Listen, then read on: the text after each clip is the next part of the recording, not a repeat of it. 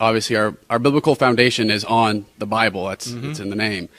We believe it's God-inspired.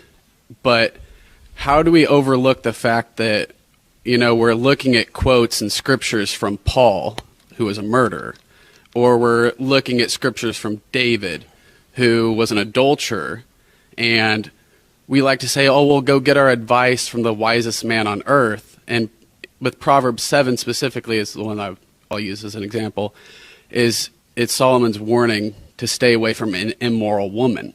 And yet whenever I read later, it's, oh, Solomon, you had 300 wives, 700 concubines that led you astray to worship idolatry before the end. Okay, here's the problem.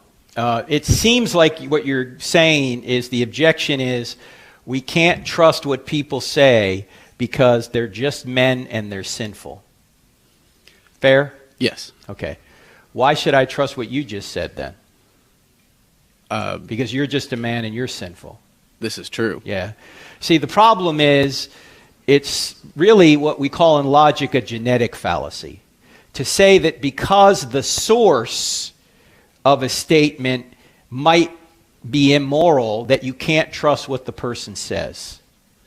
You don't evaluate whether somebody is telling you the truth merely by their reputation. That might go into you judging it, but they may be telling you the truth. So you can't just dismiss what somebody says because they're a sinner. We're all sinners. And if we can't trust what sinners say, we can't trust what anyone says, including what I just said. Do you see the problem? It's self-defeating. I do.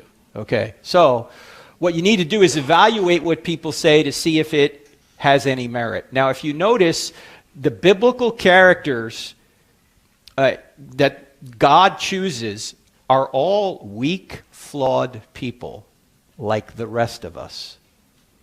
Okay?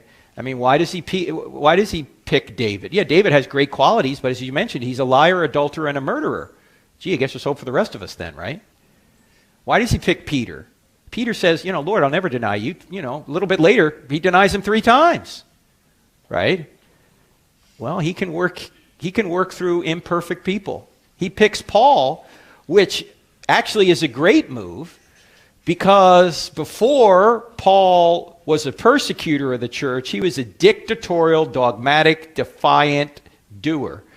After he became a Christian, he was a dictatorial, dogmatic, defiant doer in the other direction.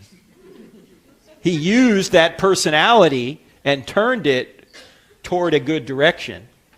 So God, the only perfect person in history of the world is Jesus.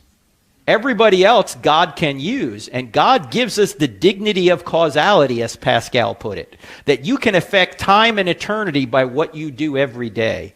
God doesn't need us to evangelize. He could evangelize everybody directly if he wanted to, but he allows us the dignity of causality to give us the pleasure of the responsibility of actually affecting time and eternity.